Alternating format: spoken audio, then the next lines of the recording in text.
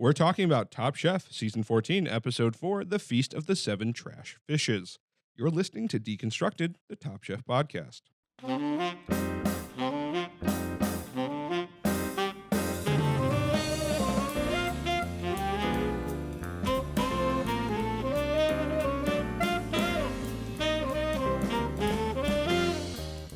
Welcome to the only podcast that breaks down the food of Top Chef. I'm Sam Chen, and with me, as always, is my insatiable co-host, Peter Letterman. What's going on the Christmas dinner table, Peter? I have no idea yet because we're going to my in-laws' house. Well, there you go. That shouldn't be bad, though. I hope not. I mean, this is uncharted waters for me. I've never done a Christmas Eve dinner away from my family, actually. Okay, so what goes on the Letterman dinner table You that know, you might be missing this year? all different things. My dad every year pretty much makes lasagna.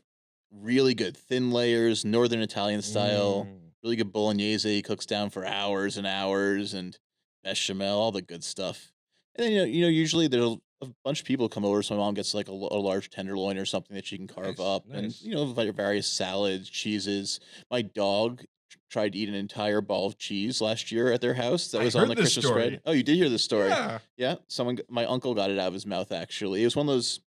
You ever had those like cheese balls or like rolled in nuts and things, Yeah, yeah, yeah. and port, like those are infused with port and everything. So he would have been drunk and full of cheese. But luckily that didn't happen. I feel like your dog gets into a lot of precarious food situations. Food situations he does. I think it's because he used to be a stray, so he'll eat anything that comes along. Yeah. When we first found him, we actually found him sort of running around. I've heard this story, too. Um, We got married in Maine in a coastal town, and he stunk of lobster and like seafood chowder because he'd probably been dumpster diving at all like the local lobster joints for his meals. See, I feel like this is your type of dog. Exactly. That's why he's my best friend. Yeah, that's awesome. Well, so we've gone through this episode, and the quote that I'm pulling as our like quote or affectionate name is "You need to blast him with your awesomeness," Sure do. and I'm adding in his face hole. Well, I try to do that with all of the guests who come over for dinner at my house. Yeah, no, I think it's an important thing when it comes to food. Is just it doesn't necessarily have to be super fancy or too super complex. Just gotta taste awesome. You got to hit him with the flavors really hard. Yeah. Because I mean, not everyone who comes to your house is someone who's like really good and like into haute cuisine and all these like subtle textures and flavors. People No, like food. it's true. I mean, when you're having a barbecue, it's really good to do like really flavor forward foods, things with really strong like acids or salts or things because everyone comes together when they have a face full of flavor. Yeah. Yep. Full of flavor. All right, great. So let's move on to talk about the quickfire challenge this week.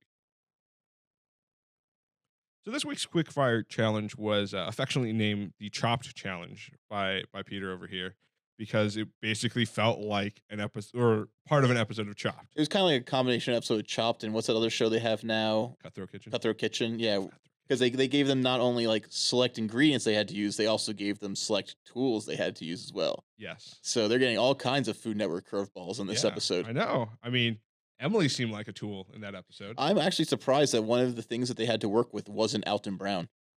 That would have been great. I mean, as much as I know they'll never do it because it's Bravo and not Food Network, Right. I would love if he did like a quick fire for them. There's got to be some kind of animosity there because if you'll notice, there's never any crossover chefs. I mean, with that said, Food Network is definitely like the dumbed down kind of Yeah. version, but you don't Well, get no, a couple any. seasons ago we had a contestant, but not from the other side of the aisle. Okay, Not from the but you don't get judge. you don't get like Aaron Sanchez judging or any of those guys judging ever. Yeah. Oh no, that's not No, true. no, no. Chris Crossantino, Yeah. he has stuff on the Food Network. And you did the other way around too, because I can't remember her name. She was an Italian chef, but she's been on Cutthroat Kitchen a lot. Oh no, so the contestants, yeah, Yeah. lots of crossover. Yeah, yeah. Lots of crossover because there's that guy that I couldn't stand, that little chipmunky guy. There've been so many of them. I don't know. He was on one of the seasons. The guy with the long hair from L.A., the very L.A. Oh yes, chef. I know who you're talking about.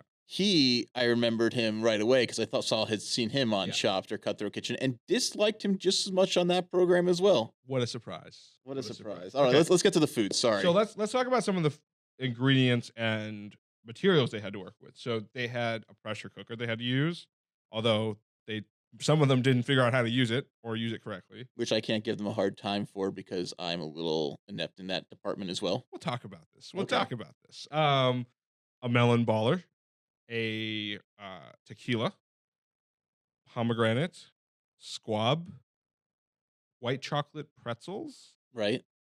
What else was there? I think Squash, I think maybe. squash, right? Because someone used the melon Yeah, baller on a squash. yeah. So it was really interesting, kind of different flavors and components, and although we didn't get to see everyone's dish, we saw 8, so basically half of them. But let's talk about Casey's dish because she did win immunity with the dish, and she had the smoked chili tequila and squab soup with squash, roasted chili, peanuts, and compressed pineapple. Well, this sure seems like a dish that would hit you right in the face with a mouthful of flavor or Mouthful of whatever it flavor, was. yeah. Yeah. I mean, again, this is a very deep, rich, flavor-forward dish. You can see right away. Didn't she? I think she even compressed the pineapple with the tequila as well, with the Yep. tequila in it. I think she used a pressure cooker to do that because it's just a technique you can use a pressure cooker for. Yeah. Um, yeah, she did. She has the acid there with the pineapple. She has all the kind of flavors. She has the warmth, from that chili, smoked chili. She has a little bit of peanut that I guess they seem to really like, which I guess gave a little bit of fattiness to the whole dish. Yeah. Looks like a nice dish. Yeah, it was really interesting, and I think at some point this season we'll probably have to dive into it a little bit further. But it does seem like there's been a abundance of combinations of soups or stews in this season. I think that's a really easy way for them to convey flavor. Yeah, And what's kind of funny, as we'll get to this later, was that one of the teams actually falls down because they don't make a soup yeah, and don't have agreed, enough of that broth and that flavor to agreed. convey the message. It's a smart thing to do when you're presented with your bunch of ingredients. You can kind of figure out a way to combine them all, and then you can adjust with seasoning and things to your taste. Yeah, And then you're using everything, and you're kind of using everything in a hodgepodge, but the hodgepodge works if you can find something to link them all together. yeah. I mean, I think it would annoy me if like I was a judge on the show and I just kept getting stews and soups. But like again, it's Top Chef, it's not Top Judge Well, maybe like last season was the season of of the Crudo. crudo. This is the season of the stew. Yeah. Well, great. Let's move on to John Tazar's dish. He was also at the top with his pan-seared squab breast with mole and avocado pomegranate salad. I'm impressed that John Tazar tried to take on a mole. Yeah, That's pretty adventurous. I mean, not adventurous. That's just pretty bold to do, and in that small amount of time. And for judges, who probably know what a good mole tastes like. This is one of those dishes. I think we were talking about this a couple episodes ago. That people learn how to make this from the time they're 5 years old until the time they're yep, 80. It's one of those things that's passed down generation after generation after generation to just do it right. Like I think we were talking about Italian food. That basically everyone in Italy can make pasta well. It's very rare to find people who can't make pasta well because it's in their blood. correct. Mole kind of has to be in your blood also to make it well. No, I think And so. I don't think it's necessarily in John Tazar's blood. It might be. His mom's from Texas. I think we learned in this Yep. episode. Um, but he pulled off a mole. That's really amazing, and he pulled off a tasty mole, and that is the perfect kind of sauce to go with something that's gamey like squab. Yeah. I think the impressive thing for this is you at first you look at him approaching a mole and it's like, all right, well, I can just put a bunch of these different ingredients that I don't really know what to do with into this mole and I'll just, make it work. And it seemed kind of like a throwaway, right? And it was clear that he figured something else more than that to bring out the flavors of those ingredients, even if it was in a hodgepodge. Yeah, because the thing about a mole is, if you don't do a mole right, it's sure you can throw everything in there. It's just not going to taste good, though. I mean, No, you're exactly. not guaranteed to have something tasty just because you make a hodgepodge of everything. It's maybe the first time it was made, it was sheer luck or something, but ever since then, it's a very calculated list of ingredients that go into it. There are different kinds of mole. The most common one we eat here is mole poblano. Um, so I think it is quite a difficult thing for him to pull off. In fact, one of the few things I've ever genuinely failed at in the kitchen was a time that I tried to make mole at home. It just wasn't a good mole. And John Tazar pulled off a mole in 15 minutes, and Yeah. that's very cool. It's very impressive. And it's also clever is that he really knew to pair that mole with squab. It really is the perfect type of game to pair it with. We were looking at before the history of mole, and we learned that the first time it was served on turkey, Right. another sort of darker, gamier, wild bird. Um, so John Tazar is going back to the roots of the dish, even with maybe without even knowing it. You're right. I definitely think that was very it was very smart in how to do that because I think well, and they do this a little bit later in an elimination challenge as well. But I think people associate spice with kind of a blast of heat into your mouth and into your face, much more than they do kind of like a rich complexity to it. And I think that's you see it later with the Szechuan peppercorns, but you see it here a little bit with the smole because I think the complexity of the flavor in a sauce form because we're used to having a little bit more maybe one note sauces in American cuisine. This complexity I think brings out in poultry a lot better. Yeah, heat is something that deepens a sauce. I mean, heat. I mean, spicy heat, Right. scoop heat. It's something that deepens the sauce. It deepens the other ingredients. It shouldn't be something that's just there just to be hot for the sake of being hot. We have a lot of that actually in American cuisine. We have people who, oh, I made the hottest hot wing ever. Right. Who Well, cares? well, the heat that's there on the hot wing is supposed to balance out the vinegar. It's supposed to balance out the salt and everything, and give it more of a depth of flavor. Yeah. That's what a hot sauce does. It's not there just to make your mouth feel uncomfortable. Yeah. That's something that's lost. That's something that's lost because a lot of touristy companies want to produce a gimmicky hot sauce. Yeah, it's interesting because I have a friend of mine who happens to be in Texas who does make her own hot sauce and Mhm. bottles it, and it's on sale on shelves in Texas, and they call it like a gourmet hot sauce. And they sent me out a couple bottles to test out and try out. And the thing that really did punctuate it was one of those hot sauces that has this rich, complex flavor that I could put on everything. Like Right. it's not the kind of generic like as much as I like putting Franks on everything I eat, that doesn't have the kind of flavor that I'm looking for. Do you put that shit on everything? A lot of things, on a Yeah. lot of things. It's like here, sometimes I get lazy and I do like a boxed pizza and it's like Frank's. Well, I mean, that old lady in the commercial, she tells you to do that, but she puts that shit on everything, right? Yeah. The thing about hot sauces is the heat is different between peppers, but that's not the only thing of difference between peppers.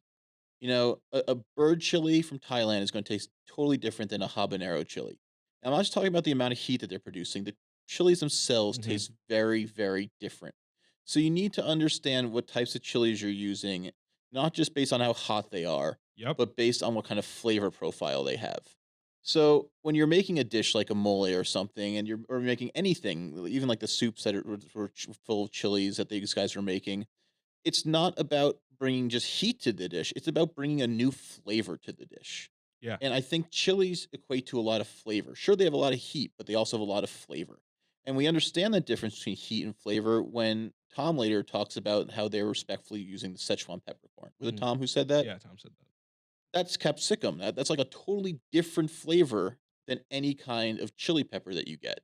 So it's not just bringing heat, but again, it brings a warmth to the party and a huge flavor. Yeah. I mean the same friend they know me pretty well. So they sent me a mild one and then they're like extra hotline. And I remember calling them later and saying, "Hey, I actually think your or your mild to me tastes a little bit different and a little bit hotter than your extra hot." And it's interesting because they do all this in very small batches. So like you can see the different like flavors that come out and maybe some of them aren't described as well in a big process cooking, but it's very apparent because they do their own peppers. So Well, when you're working with chilies, you have to constantly taste what you're making because not all chilies are created equal. Two chilies growing next to each other on the same bush can be totally different in spice. yep. You know, you can eat one jalapeno followed by another jalapeno. The first one might not have any spice to it. The second one might be really hot. The time that we find that actually the most is a lot of restaurants will do like grilled shishito peppers. One shishito pepper might be like totally mild. The next shishito pepper might kill your taste buds for the rest of the meal. So you never really know with peppers. You have to keep tasting. Yeah. So before we move on to the elimination challenge, since there were a lot of good interesting things to talk about there. Let's talk a little bit about pressure cookers. since we kind of teased the idea that you may not be as accustomed to using the pressure cooker your lovely wife bought you as much as you should. Yeah, the pressure cooker is a bit of a sore point in my house. I mean, not a very big sore point, but a bit of a sore point. My wife last year bought me a wonderful Citram pressure cooker. And if you don't know Citram, they're a really good professional grade French company. I have a few Citram saucepans, things like Yeah. that. But she bought me the mother of all pressure cookers, the French made Citram pressure cooker. I may or may not have been consulted on this purchase. Do you know how many times I've used this? 1, No, 0. 0. 0. This year for Christmas, she got me the America's Test Kitchen How to Use a Pressure Cooker book, which I will definitely use, and I think I really should be using my pressure cooker. The problem is I go to my sous vide machine, my immersion circulator all the time Mhm. if I'm going to do something that I want to cook for a while under pressure. I guess pressure cookers cut down on that time. In fact, you tell me about pressure cookers. So I actually kind of grew up using like the poor man's pressure cooker in my house. So we would do different stews with beans, like a bean porridge for during summer and winter because you could cook it and it could be served hot or cold. Well, what is the poor man's pressure cooker? So basically, what it Is it a rice cooker? It's a cooker that you bring up to heat till it's like boiling, and then you like seal it in a container. Okay. So it you don't build up the pressure, but you still get the cook, and it like kind of lets it cook on for a long amount of time without necessarily you get the time without the heat, right? So you're not always having it on full blast, but you get the But prolonged is there heat. any heat on it, or you just turn the heat way down? No, there was heat in the beginning, Right, and but then you seal it, and then there's no and then there's no additional heat after that. Yeah, yeah. So we're like making couscous basically. Yeah, more or less. Yeah, I mean it's almost like a rice cooker too. Okay. Then we kind of upgraded to a regular pressure cooker. And so I use it really to cut down on time. Basically, what you end up doing in a pressure cooker is you raise the barometric pressure inside, which basically raises the boiling point for different things, Okay. which basically lets water boil at 250. So it's like the same thing if I was in the mountains camping up in Colorado. Exactly. Exactly. Do we say Colorado? No, it's Colorado out here west, right? No, I think they all it's say Nevada. It's not it's Nevada. I know that for sure. And it's Colorado, I think. Yeah. I think that's how they Okay. say it. So yeah, so I believe that. if I'm up in Colorado cooking Yeah. or camping, I have to boil. Let's say I get water out of a stream. I'm gonna have to Mhm. boil it for longer because the boiling temperature is lower up there than it is down here. Yeah. Yeah. Okay. Or higher. Higher. Right. So essentially, it allows you to cook things a little bit faster because the heat is higher, even though it's got the same amount of like water cooking it, right? Because water and steam only cook at 212 Right. normally. Wait, we're wrong. We are wrong. The higher elevation, you're actually going to have less pressure. That's why, yeah, it boils at a lower temperature when you're higher up in the mountains. You're right. Because We don't want to give you guys false Okay, information here. so pressure cookers Pressure cookers add like, pressure. yeah, it's like we're going under the sea Yes. in a submersible, and there's a bunch of pressure on us. That's right. A special shout out to Futurama fans for the episode where they're under the sea. They're like, so how much pressure could this spaceship handle? It's like, well, it's a spaceship. Right. There's somewhere between 0 and 1 atmosphere. Right, Where are exactly. we at right now? 100? That is a great episode. They go to the lost city of Atlanta, but we can talk about that on another podcast. Okay, so now that we've got the science correct, but I'll use it for things like oxtail. Okay. Which, traditionally something you cook for a You would much longer braise period and of cook for a time. long time. I do cheat a little bit, and I do one of my favorite chilies I have this vegan chili dish that you can find online pretty easily. But 45 minutes in a pressure cooker is basically all it needs. So other than time, am I really gaining anything over traditional cooking methods?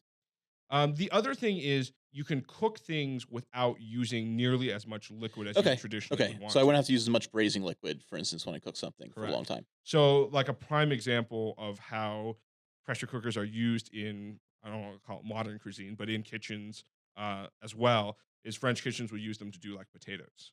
So, if they want to do some sort of mash or that type of potato, they can do it with like a little bit of cream and a little bit of stock at like 2 cups is probably enough to use a pressure cooker with and cook through all of the potatoes. Whereas normally you put it on a stove, you put a lot of water in it, you cook it for a long time, it gets waterlogged. So that's another benefit to the pressure cooker. Okay. But yeah, time, efficiency, speed, all of And it. it seems like less mess too, potentially. Yes. Unless it blows up. Unless it blows Then up. you're going to have a huge mess. Yeah, I mean, almost every pressure cooker recipe starts like this. You put some oil in, sweat some of the onions and things like that, and then you'll sear off your meat in the pressure cooker.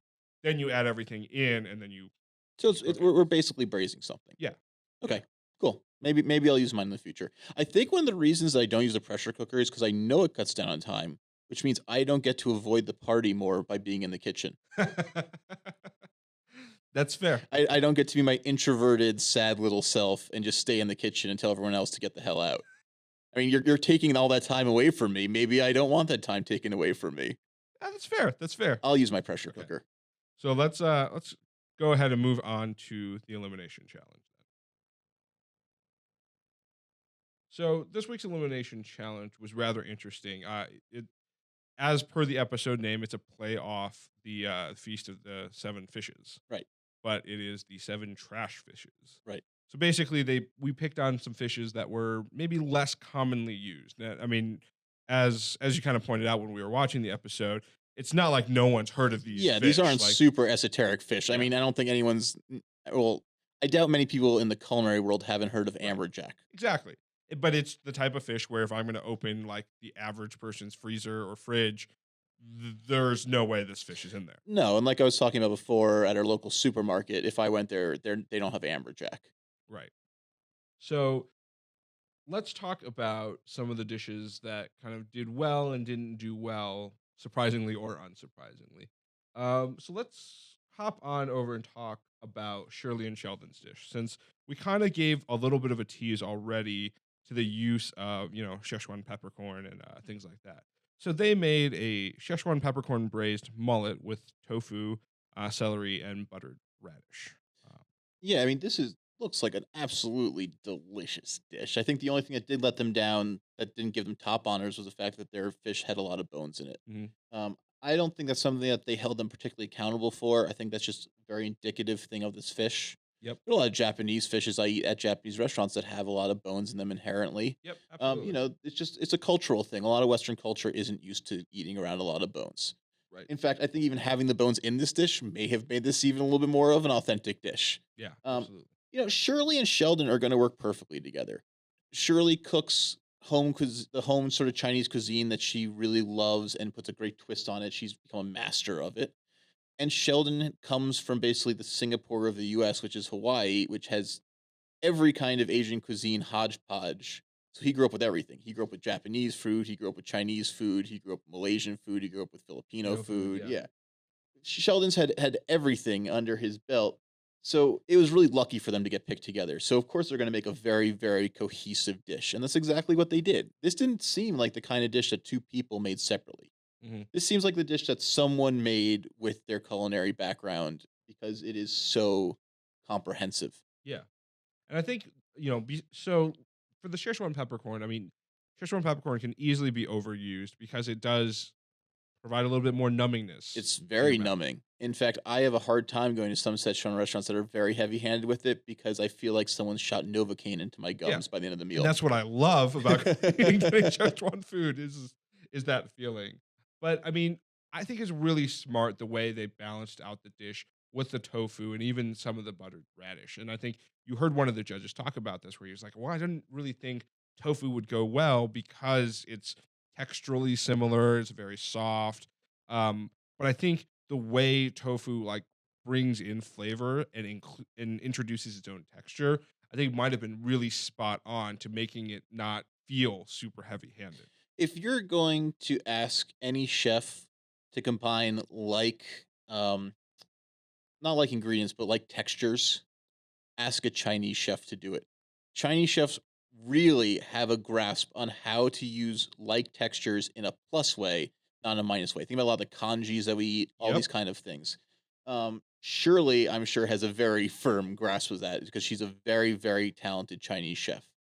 Um, I think is very clever. I think they're different enough in texture that I think that the tofu should give it a little bit more of a creaminess than you get necessarily from the fish. Yep. And so maybe it would balance it out. Maybe the fish does have a slightly bit of a rough or grainy texture, that silkiness of the tofu. Maybe that is just the perfect balancer for it, rather than giving it a complete juxtaposition.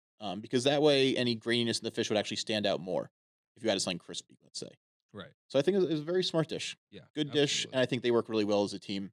Absolutely. Similar backgrounds. Definitely. So let's move on to Jamie and Silva's dish. And again, they were one of the top three, which I feel like is a really good point now because in the first couple of episodes, Jamie was on the bottom. Like, especially, if you've listened to this podcast, we weren't big fans of Jamie after he No, overcooked we veggies weren't. twice. And it seems like he's kind of found where his wheelhouse is. And I think this dish is a prime example of them working well together to bring out, complex flavors and bring them all together. And I think, you know, tunny, or whatever the fish is, I think you looked at it on a plate and it absolutely does look like it's just a seared tuna. And I think they talked about the gaminess of it, which I think is counterpointed by that Ras Al Hanout. Yeah, I think when you get a fish like this, these fishes, you can even see it, that color red, are really, really heavy in blood. They're like blood fishes, basically. So you get, as a result from the blood, you get tons and tons of metallic taste out of the fish. Lisa, my wife, hates this kind of fish because she just finds it very, she has a very sensitive palate to metals. So this kind of fish really tastes of heavy metals. It tastes of iron. I mean, even if the fish has been eating lots of little fish, it tastes of mercury, even things that you don't want in Right. the water. You get a lot of that when you have so much blood going through the fish's protein source. They did a great job with it by pairing it with such bold flavors. And Silva, I don't know how much of this was an influence of Silva again coming from his Jean Georges background. Do you see how they've taken us again on a world tour of all different places, but have Yep. married all those flavors? They've again created a dish supergroup. Yeah. They've taken all the greatest musicians and put them into one band, basically. Even though all those And you different got them to play musicians, together. yeah, even though they all played different music in the first place. Yeah. But you got the best ones. You It's like a understood jam how session. to curate those musicians too, so they didn't have an ego flip out or one of them doesn't steal the show. You found guys who work together really, really well, and that's very hard to do from a producer standpoint, Yeah. and that's even harder to do from a taste and chef standpoint. Well, right, because you see the parsnip puree, which is a counterpoint to something like a wild mushroom ragu, and then this XO jus, which is again Right. like You're taking an Asian flavor, mixing with a North African flavor, mixing it with the sort of like that French mushroom ragu. yeah, These places aren't even related at all. I mean, it's more related to even to take things from Mexico and liken them to Thai food. They're on different sides of the world, but very similar core yeah, ingredients. The sour, the salty, the cilantro, things like that. The spicy. These places don't necessarily even have very like ingredients. North Africa, as far as I know, in terms of the cuisine, is very actually it's not entirely true because there are parts of Chinese cuisine that actually are very much like North African cuisine hmm because they came sort of through the Middle yeah. East. That this is the Like spice road yeah, sort of stuff. like cumin lamb is a very popular dish in a Yes. lot of Chinese cuisine Oh, that I yes, it love, is, but and it's I love. very, very influenced by North African cuisine. Hmm. So I'm incorrect in saying they don't have a lot to do with each other, but these particular flavors don't have a lot to do with each other. Right. But they married them perfectly. Yes. Absolutely. So let's move on quickly then, and let's talk about the winning dish, which was the enigmatic combo of Katsuji and John. Wasn't that fun to watch? Oh my goodness. Like the fact that they won just shocked the crap out of me because I was watching this entire thing. I was like, holy crap, What kind of train wreck is this going to this is be? going to be a huge train wreck. And then at judges table, they're just going to be pointing fingers at each other, like yelling. It was not that. Well, it's hilarious to watch him. John Tazar is trying so hard to be like the Zen master, like I love Yes. everybody and everything. Yeah. And then you have Katsuji's just like, Katsuji who poke, can't wait to poke the poke, bear. Yeah, poke. exactly. Yeah. So it's a lot. It was a lot of fun to watch those two. I hope they just keep pairing them off. I hope these two guys get like a cooking channel or they travel the world together eating things because I they'd would be a watch that. blast. I would watch that. Yeah, they're like they're the modern day Abbott and Costello. Yeah. Yeah. I mean, I think there's not a ton to say about this because it sounds like the sauce was the clear victor Star of in the this. show. Yeah. It's not that anything else was bad. It's not that John Tazar's part of the dish wasn't excellent. It's just that I Yeah. think Katsuji's was awesome. Yeah. And if we noticed, Katsuji's made several chili-based sauces, and every time he makes them, people seem to love them. So let's keep riding that horse, Yeah. Katsuji. I mean, I will say the interesting thing here, at least to me, and I don't you can tell me if this is more common than I think it is while I see fennel a lot with fish dishes, I just didn't necessarily think fennel would work with a chili sauce, but it seems to have gone pretty well.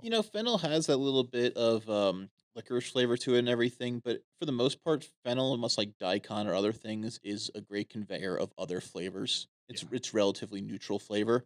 So actually, I think fennel is a good way to go with such a bold forward thing because it's relatively bland and would be a great way to convey such a strong sauce. Right.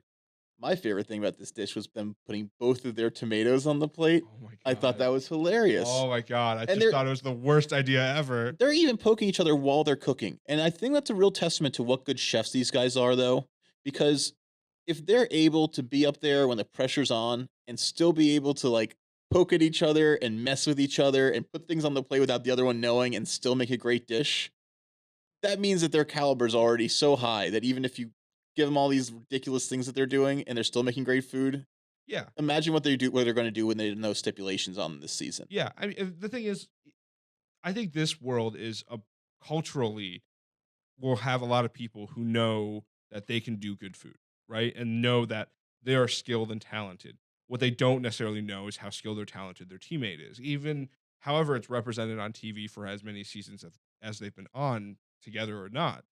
And I think that's the thing that really you see come to light in this kind of episode. Like I've had this happen, in my professional life as well, where, I'm like, I know I'm good at presenting. Let me do the presentation. And the other person's like, well, I kind of want to do it. It's like, I'm not saying you're bad. I just know how good I am based on feedback I've gotten in the past. Probably the same situation. They both know that what they're saying is true. They know that they've had good luck with the sauces that they're making. They just don't know if the other person's going to be that good. Yeah, and I think for them, Sometimes two rights make a right. I think for these guys, even if they did know the other one was going to be good, they were still going to sort Oh of yeah, like have their yeah, issues working with each other. They didn't really have many issues. They just had kind of funny poking the bear kind of moments. right. Can I make a mention though about Katsuji being very snobbish about canned tomatoes? Yeah, sure. Let's While talk I will about it. say that a lot of canned vegetables are not good and we should try to not eat canned vegetables as much as we can, sometimes canned tomatoes, a lot of places where you You're live, supposed to use the term conserva. okay, sorry, conserva tomatoes. I'm just kidding. I'm kind of glad that guy's gone. Oh no, it's not. He's not gone. Oh, he is He gone. is Well, he gone. is gone. He He is is gone. gone. But he at least didn't talk about conservas this week. But canned tomatoes are sometimes going to be a better option when you get something that's from San Marzano's, crushed on in the fields in Italy and put in a can, vacuum sealed, versus the tomato that you're getting that flew here from Chile 8 weeks ago and has had everything injected to it to try to keep it fresh, but still isn't. It's going to be mealy. I'd still go with the Italian canned San Marzano tomatoes. They're going to be sweeter.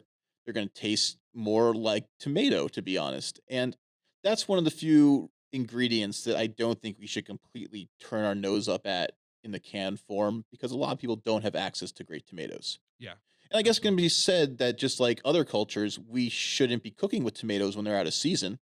Right, We're one of the few exactly. cultures that doesn't do that. In Italy, you don't cook with something if it's out of season, except tomatoes, because then they'll just use canned tomatoes. Exactly.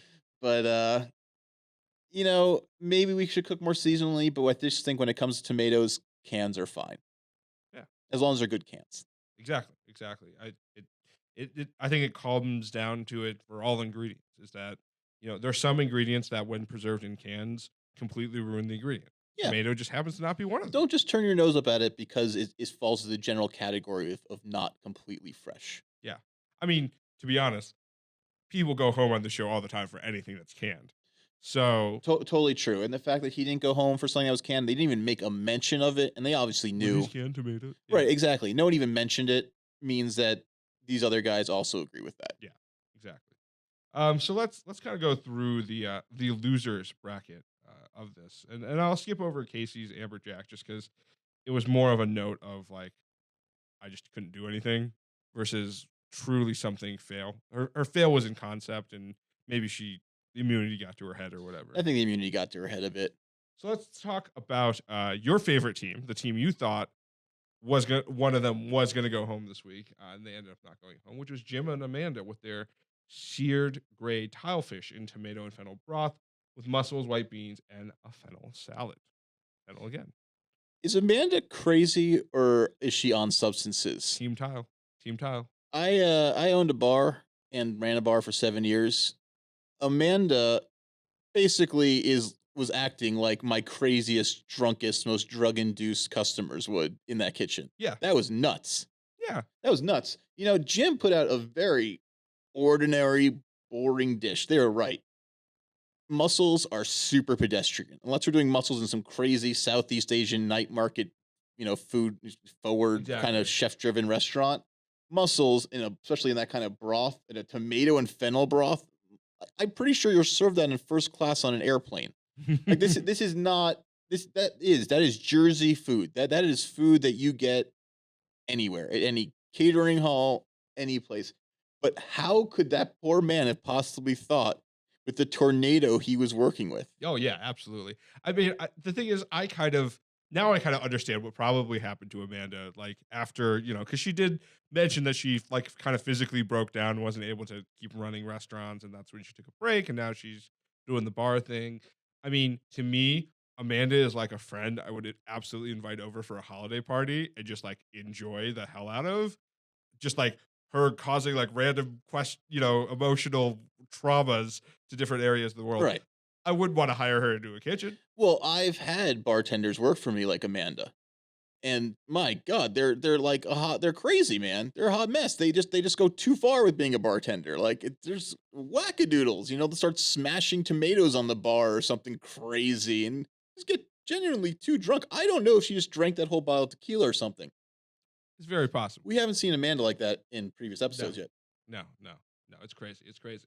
And obviously, like the biggest knock against Amanda, at least for her food, was overcooking beans or Did she undercooking undercooking beans? beans. And you get that nice scene there where Jim's like, you should probably just leave them in a little bit longer. She's like, oh no, you already released the steam. Okay, it's fine. It's interesting they're judge of the week, so that one of his 10 commandments is undercooking beans, which makes you think of the things that he's left off of that 10 commandments. Because I think there's a lot of other bigger things in the kitchen than undercooking I mean, beans. come on. According to Emily, it was perfect. He likes perfectly cooked vegetables. Yeah, he likes perfectly cooked vegetables. That's hilarious. I was so happy actually when Katsuji called her out on that. Yeah, Because that was like a total no shit Sherlock moment. Is like he likes food that's done well. Like thanks a lot for all that information, Emily. you should probably not underseason your food when you're on Top Chef. Yeah, Probably not, although no? I'm sure we'll get to Emily, but it just seems like Emily doesn't have much to say anyway. Yeah, no. I mean, it's just the tricks with the different kind of things, and I think that's where you see the chefs have to be adaptable on the show, right? And you saw it come over a couple of times in this episode, but people know what a pressure cooker is used for. I mean, I guarantee you, Emily knows what a pressure cooker is used for, even if she's never used one in her life. But then to try to pull it out of your hat and maybe not have a ton of success, I think she's the opposite side of BJ, where she overcorrects in safety for time. Like you saw a couple the mise en place challenge where she's pulling the stuff out of the oven. They're like, no, just leave it to the last minute. Leave it to the last minute. So I get it. But yeah, crazy, crazy Tasmanian devil. Amanda, yeah, she pulled the beans too early, right? Yeah. Yeah, she's Yeah. she's pulling a lot of stuff too early. She's just kind of all over the place. So let's move to Brooke and Emily's dish, which was the roasted black belly rose. Wait, don't you mean Brooke's dish? Oh, sorry, Brooke's dish. Brooke's dish. I absolutely do.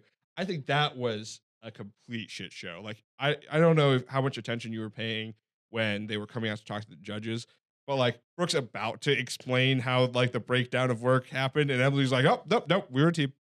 Yeah. Team? Oh, we were a team. Emily made the mistake. Remember the first episode? I said, "Don't steal, but if you're going to steal, steal from the best." That Woody Allen quote. Yeah. Problem is, Emily, she didn't steal. She rode someone's coattails, but she did not ride the best person's coattails. And I'm surprised. Brooke usually makes good dishes. I think this is just genuinely an issue of it getting into her head. She just overthought it. She was flustered. Maybe she was nervous working with someone new. This wasn't the cool, calm, collected Brooke we've Yeah, seen. this wasn't her and Shirley, No, trying to figure something no. out. This was Brooke just like overthinking everything. Maybe just because she was panicking for whatever reason. And Emily then just sort of following her. Well, yeah, and Emily already shut down, right? And the entire like, oh, I'm a little bit miffed because Chef Lotto was the one who like fired me and blah because I was a loudmouth and like wasn't fun to work, like wasn't nice to work with. I mean, do you think she just froze? Do you think it was just panic? I think it's absolutely panic. Because from this episode, it makes it seem like she didn't get fired for that. She got fired because she was uncreative. Yeah, well, So here's the thing. I think you everything in life triggers the kind of like fight or flight response. Or in this case, I would say like sit in a corner and cry or like try to punch someone in the face. And I think she went into the corner to cry. And that's, she didn't have the fight that she was like, no, I got this chance to impress him. I'm going to come out and I'm going to prove to him that he made a mistake firing me. She didn't have that fire. Rather than just be someone else's assistant. Yeah. Yeah, because I mean, she was basically someone's prep cook. Yeah.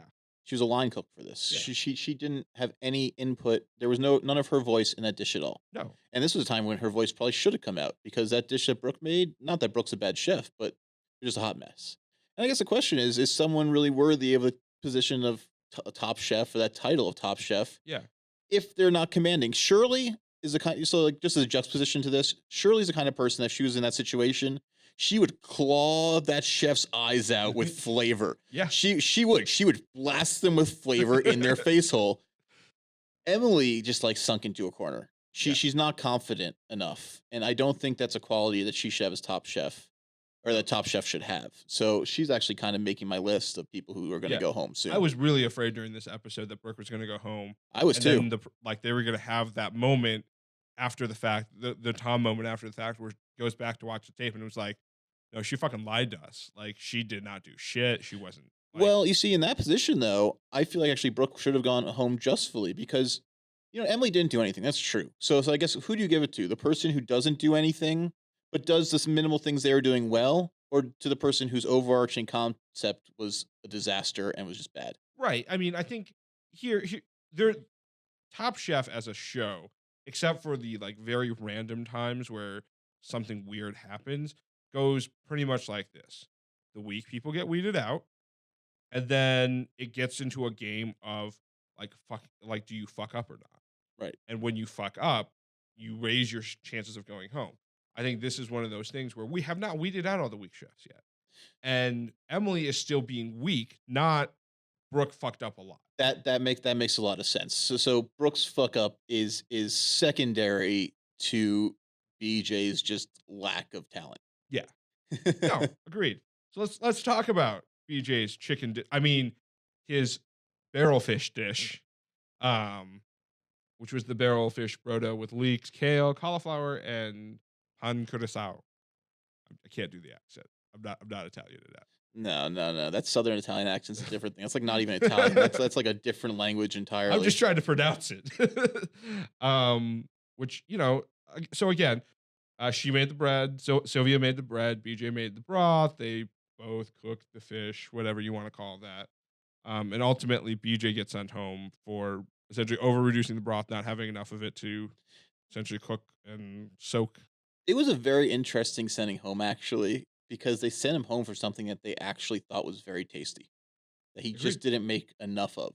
Yeah. There was another discussion that we weren't a part of in that episode, I feel like, where they really broke down, like we just were, why people go home in the earlier rounds. Do you give it to someone who made a catastrophic dish, just the whole thing didn't work, but has more talent? Or do you send someone home who you haven't really seen a spark from yet and made the error of just not making enough of something? I mean, is that a basic error? Is that the way that they're looking at it? Even if that something is delicious? So they basically picked a technical flaw to go home over a conceptual flaw. Okay, so here's what I think happened. I think what happened is Brooke and Emily would have been really at the bottom if they were willing to let go of Brooke. I don't think they were, and I don't think they wanted to have to justify why they would send Emily home if that dish was the worst. That's exactly the second conversation I think that they had that weren't a part of. And I think ultimately when you look at the Amanda and Jim dish, yes, the undercooked beans and maybe the dish was too pedestrian. And overcooked and undercooked fish in a pedestrian dish. I'm actually surprised that someone didn't go home. I'm surprised Jim didn't go home, to be honest. Was the fish overcooked and undercooked in that one though? Yeah, there was. There was a comment that the fish was both overcooked and undercooked. Depending on different fishes. I mean, it looked a bit like his muscles could have been a little overcooked or something. Okay. I think pedestrian. That's tough. Like doing not great food, but cooking it okay or well. I understand that the beans weren't cooked right. I think may or may not be more punishable than shooting, swing for a home run and like whiffing. Yeah, I agree. So The dish that they put out that was very pedestrian, maybe it would really be fine in South Jersey. They were talking about eating that fish though like it was a chore. yeah. Well, I mean, here's the thing. This is the fourth week in a row that we're getting a dish from BJ where he's managed to not be able to cook the protein right. Yeah, the king of proteins. Right. Like he's the king of the meat. So I get that maybe fish is not his thing, but like, let's break down what happens, right? So the fish comes out. Sylvia's kind of worried, but she's like, all right, well, maybe we'll cook it a little bit more liquid. We'll let it go for a little bit longer. It'll be good. She pulls it out. She says it's tender. By the time the plate goes to the judges, they think it's chicken. And what does Tom ask? She's like, so when you pulled it out, it was probably pretty tender, right? And then you let it, sit and seize, and it didn't have the liquid to soak it up. Just And like any kind of braising meat. yeah. So what did you expect to happen? And it's like, BJ, this is simple. Like, That is simple. That is very true. That is very, very simple. And whereas Jim, I guess you're right, did just kind of make something pedestrian. He didn't mess up on any of the very basic principles of cooking. One of the very basic principles of cooking is that if you're going to slow cook fish or slow cook any meat, and you're going to pull it out of a liquid and expose it to air, it is going to dry up faster than anything. And right. anything. And you know what? BJ should particularly know that because what does BJ cook? Barbecue. Barbecue. Barbecue more than almost anything else. The reason you don't go to a barbecue restaurant, or sometimes you do go to a barbecue restaurant and they have things pre-sliced, and it's terrible. Those are never good barbecue restaurants Nope. because the meat's dry. Barbecue, once you slice brisket, brisket's going to dry out in 5 minutes. 5 minutes. So when you go to a good barbecue place, you'll notice they always slice for you fresh. They cut it off of the full brisket. When you go to a good Chinese barbecue place and you want to get good roast pork, they cut the roast pork off fresh because if you cut it off too soon, it's going to dry out. It needs to be contained with all the other delicious meats and juices to Yeah, keep itself exactly. moist. The fact that he didn't know that, you're right. He should go home. Yeah. You changed my mind now 2 weeks in a row saying that I'm not sure that person should have gone home to being absolutely they should have gone home. You're right. BJ deserved to go home. So we do on the show. We break it down. We do break it down. All right, great. So let's move on to Chef Testant of the Week. Who are you giving it to? So this week I'm giving Chef Testant of the Week because I think we are sort of agreement with whether it's Amanda. Definitely Amanda.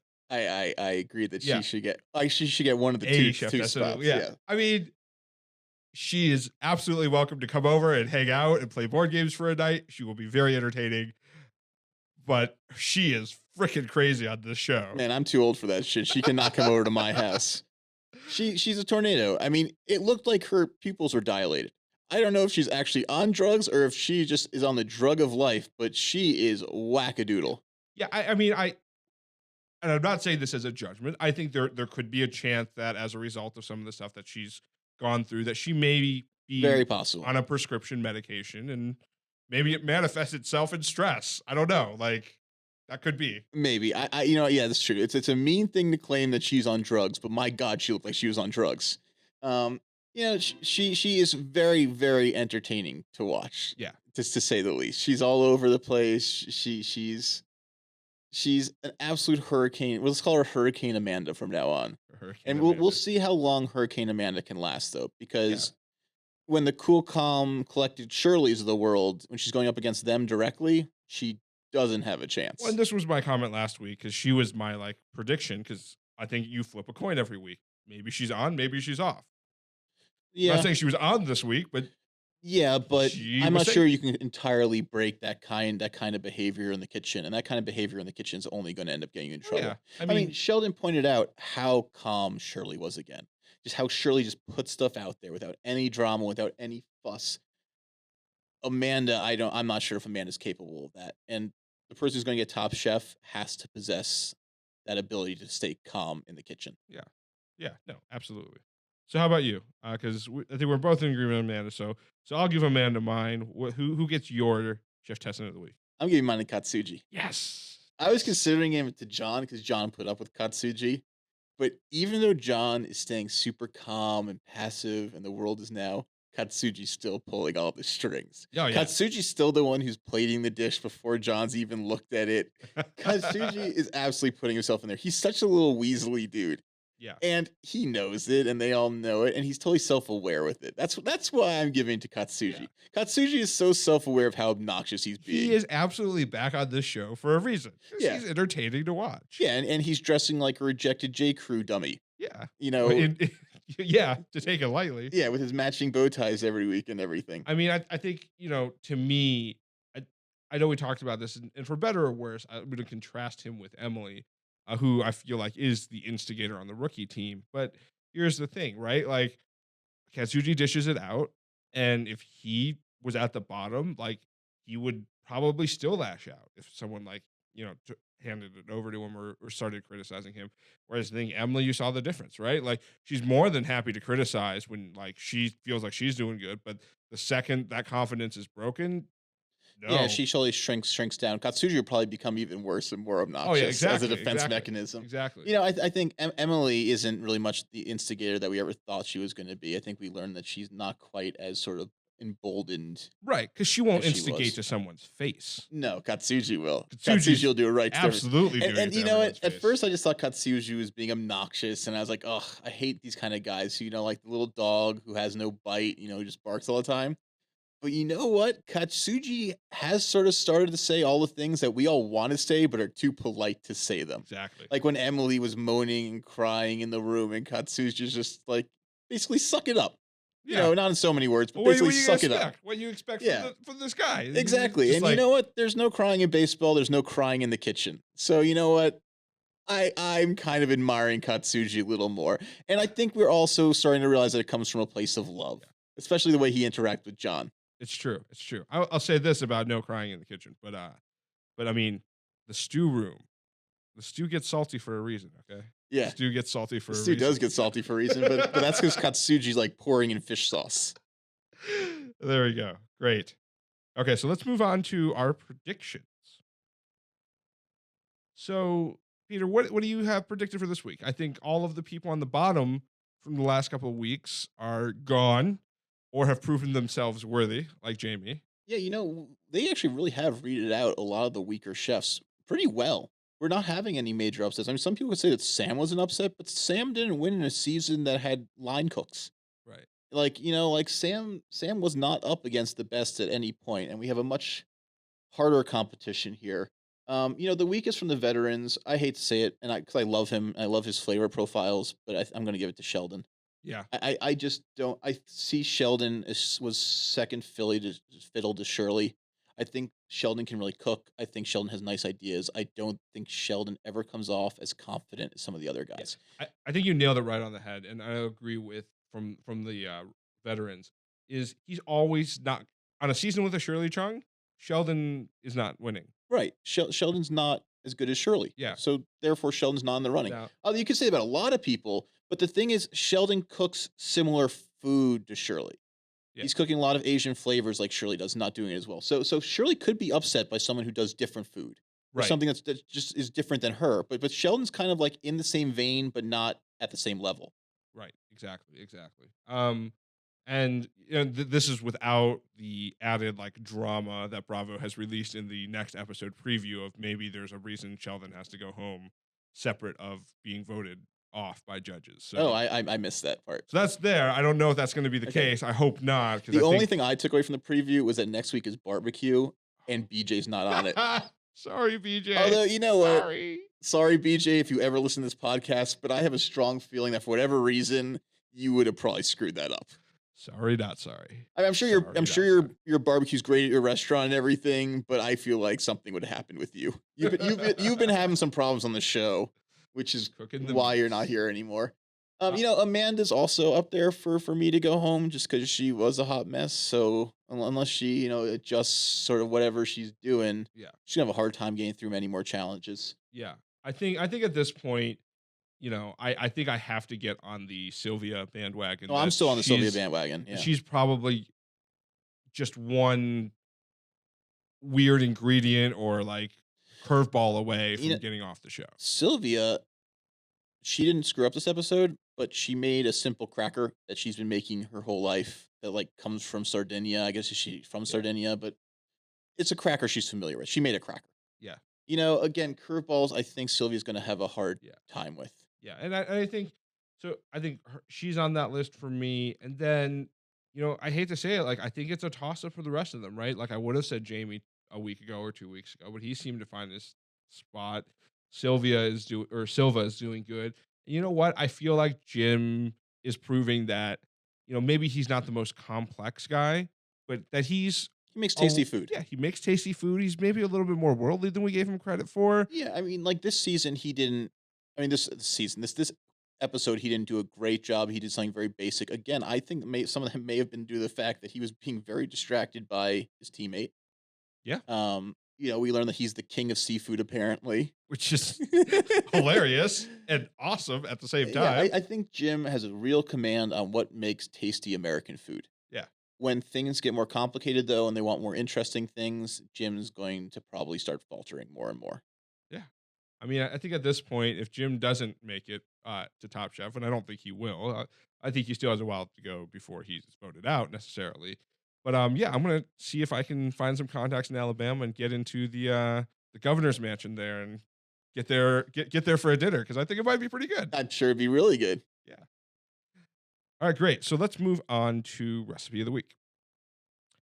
So this week's recipe is a little bit different. We're gonna put our own Peter in his own quickfire challenge, except it's more like a slow fire because we're not going to put you under the same kind of time Oh, constraints. good, because I'm not that good. But I think because it is a holiday weekend, we probably won't have the time to be able to shoot or put anything together before the next episode comes out. So we'll do a two for the next time around. But I think this week's quote unquote recipe of the week will be a mirror of this week's challenge. Are we doing all the same ingredients, or I mean, I think we could give you like chicken instead of squab. that would probably be a good idea? Yeah. I'm not sure where we're going to find much squab unless we Yeah. want to go hunting this Yeah, weekend. I know, but I mean, like the tequila, the white chocolate thing. I think the melon baller doesn't necessarily have to be a part of it, All right, and but the pressure cooker does. the pressure cooker has to be a part of it. yeah, absolutely. Although it'd be very funny if it wasn't. and how much time am I going to have for this challenge? So I think they had 30 minutes. I'm pitching somewhere between the 60 to 90-minute mark. I'll get it done in 5. Okay, 5 minutes. No, Done. no, 5 hours. 5 hours. No, all right. 1 hour. I'm up to this challenge. 1 hour. 1 hour, 45 minutes, an hour, whatever one you'd prefer. Okay. I need the extra 15 at least. I think an hour. I think an hour is perfectly fine. Okay. Yeah. Because here's the thing.